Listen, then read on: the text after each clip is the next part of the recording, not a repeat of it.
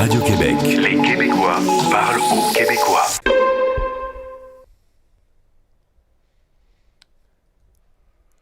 Alors bonsoir tout le monde, bienvenue dans le Web Journal de Radio-Québec, édition micro pour le 25 mai 2020. On va parler aujourd'hui de la médecine mondialiste. Je vais continuer sur ma lancée d'hier.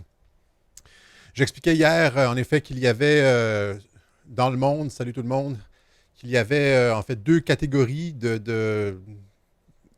comment je pourrais dire, de situations COVID. Il y a une panoplie de pays qui n'ont absolument pas senti la crise, beaucoup en Asie, hein, Thaïlande, Vietnam, passez-en le Japon, rien. Et ailleurs dans le monde, il ne s'est pas passé grand-chose. Alors que dans les endroits, dans les pays où on était censé avoir une médecine avancée, ça a été l'effondrement complet. Aux États-Unis, je l'ai expliqué la dernière fois, il y a une dichotomie, une séparation. Le pays est séparé en deux, entre les États rouges et les États bleus. Et les États bleus sont les États où il y a eu le plus de morts, par un facteur presque de 10. Vous comprenez? Alors, tout ça pose la question, évidemment, de la gestion de la crise. La crise a été... le virus est le même partout. Il n'y a aucune preuve que le virus ait été vraiment différent, soit en Asie ou ici, ou ça a été le même coronavirus. Mais les résultats ont été différents. Et là, ça pose encore une fois la question de la gestion. Alors, il y a deux possibilités qui s'offrent aux mondialistes présentement. Hein, parce qu'on est capable de voir qu'entre la Floride, qui a bien géré la crise, et l'État de New York, hein, la Floride qui a eu, je pense, 2000 morts, et l'État de New York qui en a eu presque 30 000, alors que ce sont des États très populeux aux États-Unis, on voit bien que le virus je veux dire, c'est le même virus, mais que c'est la gestion de la crise qui a posé problème, où les chiffres ont été gonflés, etc. Alors, il y a un dilemme qui se pose aux mondialistes, c'est-à-dire que soit ils sont responsables, criminellement responsables de l'hécatombe, hein, ils nous disent que c'est une hécatombe. Alors qu'ailleurs, dans d'autres États, partout ailleurs dans le monde, il n'y a pas eu d'hécatombe. Au Japon, pas d'hécatombe. En Suède, c'était pas si pire. Mais, je veux dire, dans certains États, hécatombe, alors qu'ailleurs, rien. Donc, soit ils sont criminellement responsables, ou finalement, ils admettent que les chiffres étaient gonflés. Hein? Donc, c'est ça le dilemme auquel ils font face maintenant, puisqu'on voit des résultats différents, des conséquences différentes de cette épidémie un peu partout dans le monde. Soit ils ont très mal géré la crise et ils sont criminellement responsables, ou soit finalement ils admettent que c'est vrai, dans nos États, on a gonflé les chiffres. Je vous avais parlé de certains États américains qui commencent à reculer, à recompter leurs chiffres, revoir leurs chiffres à la baisse. Je les ai ici. Donc ici, la Philadelphia Inquirer, donc en Pennsylvanie, la Pennsylvanie qui retire plus de 200 morts du décompte officiel du coronavirus, alors que des questions surgissent au sujet de la façon de rapporter les morts, de comptabiliser les morts. Ah ben oui, ils se sont fait prendre la main dans la main dans le pot de bonbons, et là, ils doivent retrancher des morts qui n'étaient pas des morts du COVID, hein, dans leur empressement d'en rajouter, là. C'est la même chose ici dans le San Diego Union Tribune. Je vous en avais parlé hier. C'est un coroner, Jim Desmond, qui, après les autopsies, dit que San Diego n'a seulement que 6 morts du coronavirus, non pas 200, comme il avait été rapporté. Seulement 6 morts. Et donc, vous comprenez qu'il y a eu de l'enflure là-dedans. Et c'est ce que Arruda, ici au Québec, nous dit, par principe de précaution, on va en mettre 200. On va faire peur au monde, puis personne ne va se présenter au travail. Hein, et on va abandonner nos aînés. Même chose ici. Ailleurs, ça, c'est des gens qui ont décidé de revoir à la baisse leurs chiffres. Hein, parce que si c'est réellement le cas, si c'est l'hécatombe, je le répète, ça pose la question de la responsabilité criminelle.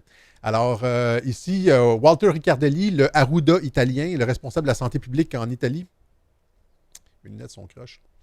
Ça, je l'avais mentionné dans un web journal qui est reconnu par l'OMS, hein, dans un article qui dit « Why have so many coronavirus patients died in Italy ?» Il dit lorsqu'on a fait des autopsies, alors qu'on a réévalué, on a re-evaluation by the National Health Institute, seulement 12% des morts, des certificats de décès montraient une causalité directe du coronavirus, alors que 88% étaient des comorbidités, c'était des personnes qui avaient le cancer, qui décédaient.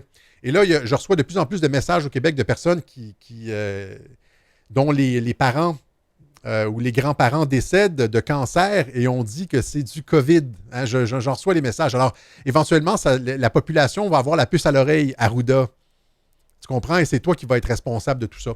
Alors, tout ça pose, encore une fois, c'est ça, la question de la médecine mondialiste. C'est comme ce que disait Didier Raoult. Hein, il disait, dans les pays du tiers-monde, les pays où il n'y a pas de médecine avancée, ils s'en sont beaucoup mieux tirés que dans les pays avancés. Mais ce n'est pas une question de pays avancés versus pays du tiers-monde. Parce qu'aux États-Unis, encore une fois, il y a une différence dans les différents États. C'est vraiment les endroits où les mondialistes, les démocrates, les mondialistes, là, ceux qui ont la petite pine comme Arruda là, du développement durable, l'endroit où les mondialistes sont en contrôle, on voit une hécatombe rapportée. Alors qu'ailleurs, la situation est pas mal sous contrôle. Ça ressemble vraiment à une grippe. Hein? C'est surtout les personnes âgées qui sont ciblées. Là, on pourrait se demander ici, vous l'avez vu passer, celui-là ici, Jacques Attali, hein, qui disait au début des années 80, dès qu'il dépasse 60-65 ans, l'homme vit plus longtemps qu'il ne produit. Tu sais, c'est la logique néolibérale. Il coûte cher à la société. La vieillesse est actuellement un marché. Pas rentable ou est un marché. Mais il n'est pas solvable. Voilà. Je suis pour ma part, en tant que socialiste, ça c'est Valérie Plante, toute la gang, là, contre l'allongement de la vie. L'euthanasie sera un des instruments essentiels dans nos sociétés futures. L'euthanasie. Voulu ou forcé, hein? Comprenez un peu. Et là, il rajoutait, je suis pour ma part, en tant que socialiste, objectivement contre l'allongement de la vie parce que c'est un leurre, un faux problème. L'euthanasie sera un des instruments essentiels dans les sociétés futures. Dans tous les cas de figure, dans une logique socialiste, pour commencer, le problème se pose comme suit. La logique socialiste, c'est la liberté. La liberté fondamentale, c'est le suicide. Voilà. Alors, on l'a accusé de faire la promotion de l'euthanasie des aînés, des personnes âgées, et il a gagné un procès en diffamation contre un journal. Hein, article du Monde, les responsables de la revue Profils médico-sociaux sont condamnés pour diffamation envers Jacques Attali. Est-ce que c'est possible de gagner un procès contre Jacques Attali en France? Je ne sais pas. Mais les propos, moi, si j'avais tenu des propos comme ça, en tout cas, ils sont à tout le moins extrêmement controversés. Voilà. Alors, comme vous l'avez vu dans le dernier reportage, à la fin du dernier web journal, on vous montrait l'extrait de, je pense que c'est LCI, hein, c'est pas BFM TV, c'est LCI, David Pujada, qui commençait à faire son mea culpa. Voilà. Parce que les médecins ont eu tout faux. Tout faux. Alors, comment on peut nous demander de faire confiance alors qu'ils ont perdu toute crédibilité dans cette crise du coronavirus? Comment leur faire confiance maintenant alors qu'ils ont eu faux du début ils ont tout eu faux du début jusqu'à la fin? Hein? Les spécialistes de la santé publique, les politiciens aussi qui nous recommandaient d'ouvrir les frontières. Il semble y avoir eu, comme je le disais, une volonté de propagation du virus. Ici, hein, on en a parlé, hein, alors que Arruda dansait au clair de la lune, les aînés étaient laissés à eux-mêmes, affamés, déshydratés, ils ont crevé de faim. Il me semble, moi, qu'après la première journée où les employés ne se présentent pas, ça aurait été l'état d'urgence. Hein? Il y a des personnes âgées qui ont passé des jours, voire des semaines dans leur couche, sans avoir leur couche changée, sans bain, sans nourriture, sans prendre leur médication. Il y a cette infirmière qui s'est portée volontaire, j'ai retrouvé l'article. Hein, le pire, ce n'est pas de voir nos patients mourir, c'est les dirigeants qui sont des traîtres. Hein? Elle a constaté que, je veux dire, la négligence criminelle, et elle le dit ici, dans un CHSLD, ils ont envoyé un patient qui a été testé positif sur l'unité qui était saine. Et je leur ai dit qu'ils n'avaient pas le droit. Tu sais, c'est pour infecter l'unité, on dirait. Tu as un patient COVID, puis ils nous disent que c'est très dangereux. Puis ils envoient ça dans une unité où est-ce qu'il n'y a personne de contaminé. Alors, les préposés ont proposé de former une chaîne humaine pour empêcher le patient d'entrer. Mais ils l'ont fait quand même. Hein, ils l'ont placé quand même. Vous comprenez? Alors, tout ça, c'est de la négligence criminelle. Alors que, et pendant que nos aînés mouraient de faim, il y avait Arruda qui nous servait au clair de la lune. Ça, c'était pendant que les aînés étaient en train de mourir de faim. Prête-moi ta plume pour écrire un mot. Ah, vous l'avez vu, ils ont pris. C'est des semaines après qu'ils ont pris l'ampleur de l'hécatombe. Ils l'ont laissé aller. Hein, ils l'ont laissé aller. Ils ont vu les chiffres monter, les chiffres rapportés monter. Ils ont laissé ça. Ils ne sont pas intervenus. Comme si on voulait que les chiffres montent. Hein. Maintenant, c'est la même chose à New York. Le gouverneur Cuomo a fait exactement la même chose. Hein, ici, New York sent recovering coronavirus patients to nursing home. It was a fatal error. Alors, des personnes qui avaient été, des aînés, des personnes âgées qui avaient été infectées par le COVID, qui étaient allées à l'hôpital, on les renvoyait alors qu'ils étaient en convalescence. On les renvoyait dans les résidences de personnes âgées. Et ça a infecté d'autres personnes et ça a créé, l'hécatombe.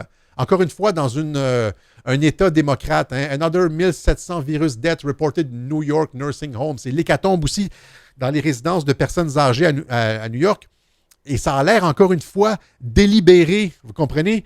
Là, ici, il y a la directive de la santé publique de New York, Department of Health, où est-ce qu'on dit As a result of this directive being issued to clarify expectations for nursing home, receiving residents returning from hospitalizations for new NH, accepting new admissions. Alors, on dit, la directive, c'est No resident shall be denied readmission or admission to a NH. NH, je ne sais pas c'est quoi, c'est nursing home, voilà. Solely based on confirmed or suspected diagnosis of COVID-19. Alors, aucune personne âgée ne peut se faire refuser l'entrée dans une résidence, un EHPAD, un CHSLD, qu'il a été contaminé ou non. Alors, on les a retournés, ils ont infecté le reste des patients et là, on a vu l'hécatombe se produire. Même chose, mais Cuomo, c'était pas c'était pas son seul méfait. Cuomo, alors qu'il disait que c'était les hôpitaux de New York étaient une zone de guerre, alors qu'il n'y avait rien. J'ai montré les reportages, les hôpitaux étaient vides. Les hôpitaux sont vides partout. Hein, ils ont mis toutes les ressources dans des ailes COVID qui étaient vides, qui ont été inutiles, et ils n'ont rien fait pour les CHSLD, les EHPAD. Alors que les gens mouraient en CHSLD, toutes les ressources étaient dans des ailes COVID à l'hôpital qui étaient vides. COVID, elles étaient vides. Ils auraient pu, alors que moi, j'ai rencontré aujourd'hui au coin de la rue un ami à moi qui travaille justement comme infirmier. Il dit, j'ai jamais autant joué aux cartes de ma vie. Vous comprenez? Ils auraient pu prendre des infirmiers, envoyer ça en renfort dans les CHSLD, mais c'est pas ça qu'ils ont fait. Arruda nous chantait des chansons, là. Vous comprenez? Alors que c'était l'hécatombe. Il est criminellement responsable, puis je rappelle qu'il n'a pas l'immunité parlementaire. J'invite les familles qui ont perdu des proches dans cette histoire de COVID-là d'entamer des poursuites contre lui, personnellement, Horacio Arruda, des poursuites aux criminels et contre les dirigeants de la santé publique au Québec, à Montréal surtout. Okay? Alors, encore une fois, soit ce sont des faux chiffres, soit ils ont gonflé les chiffres en rentrant tous des cas de cancer, d'AVC dans les chiffres du COVID, et finalement, le COVID n'est pas si pire, comme ce qu'on dit à Radio-Québec, soit si leurs chiffres sont vrais, et que ça a été l'hécatombe, bien là, on invite les gens à entamer des poursuites pour négligence criminelle. Vous comprenez? Alors, c'est un ou l'autre. Hein, Cuomo, qui, encore une fois, dans la négligence criminelle, comme je disais, se plaignait de ne pas avoir, alors que les hôpitaux étaient supposément des zones de guerre, ce n'était pas le cas. Là. Il disait qu'on avait besoin de ventilators, de respirateurs, les gens suffoquaient, etc. Et Trump a tweeté et a dit, tu en as comme 30 000 dans un entrepôt au coin de telle rue.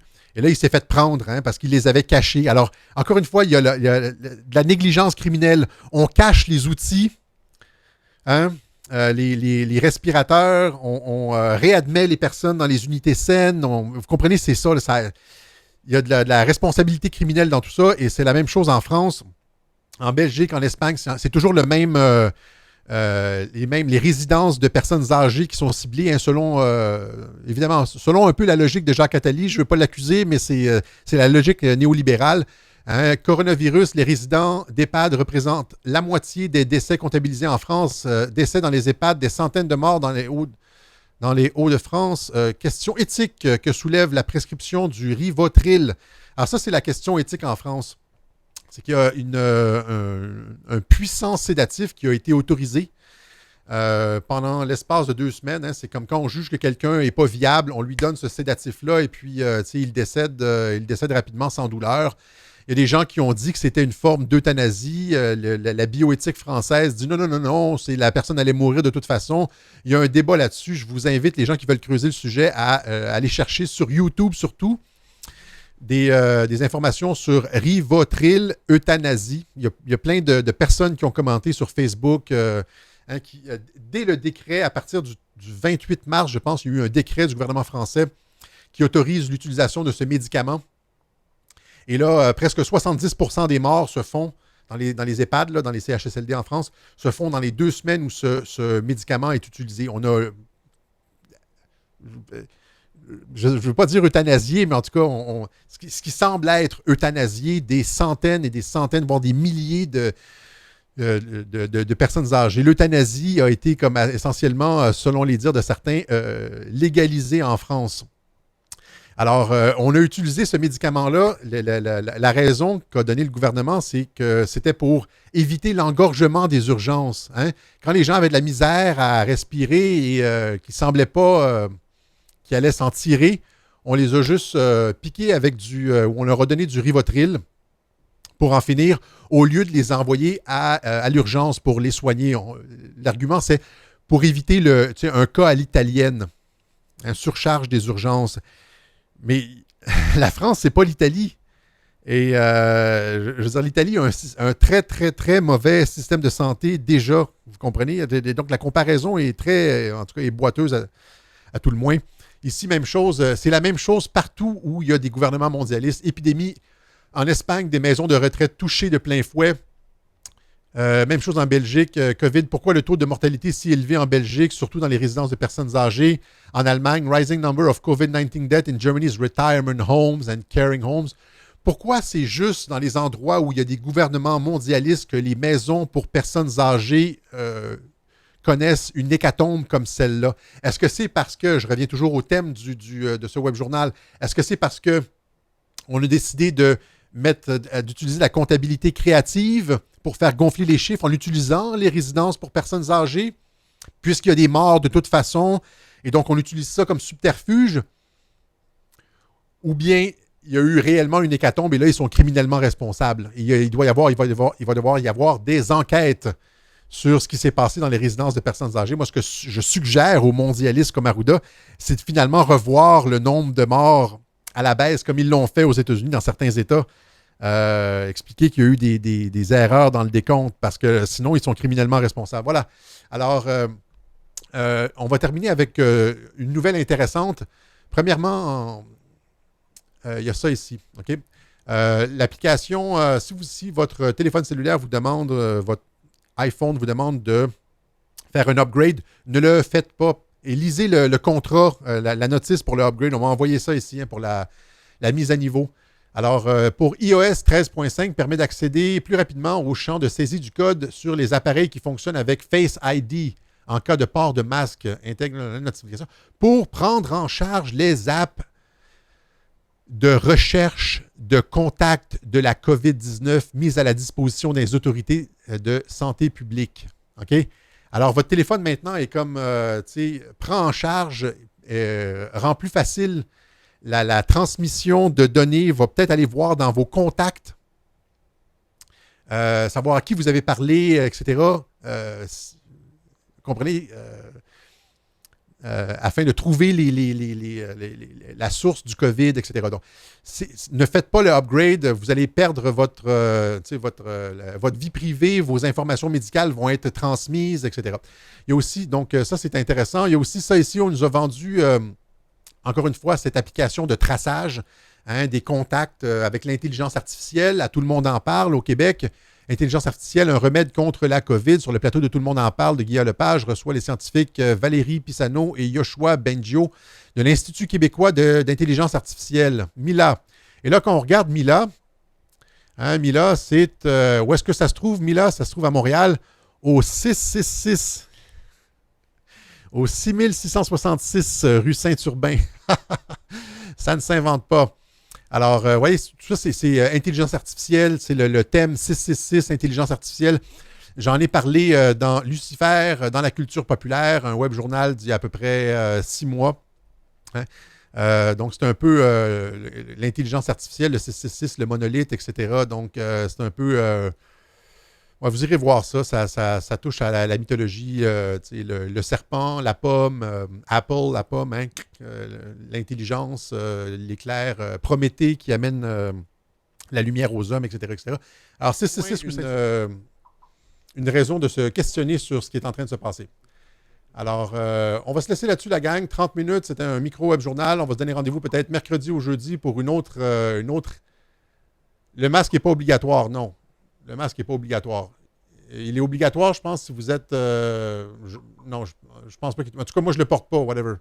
S'il me colle une amende pour quoi que ce soit, j'envoie je fais une plainte, j'utilise la Fondation pour la liberté et les droits civiques et puis on conteste ça. Portez pas le masque. Hein. Moi, je me suis posé la question à un moment donné, est-ce que je ferais brûler un masque ici en ondes pour juste...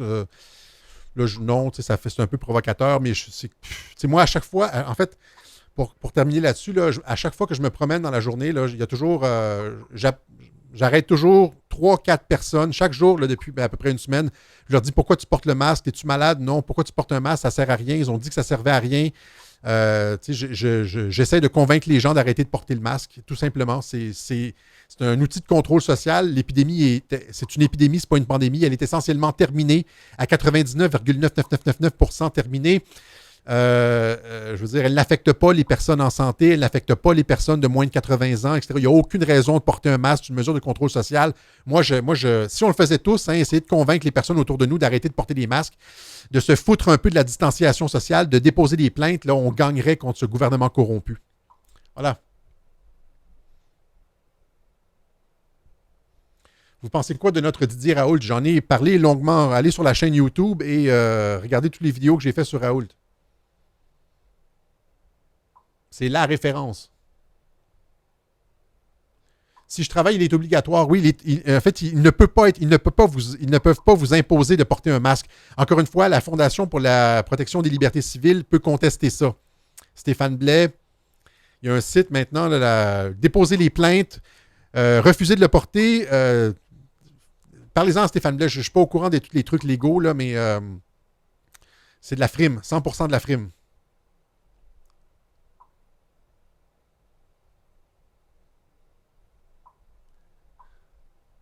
Voilà.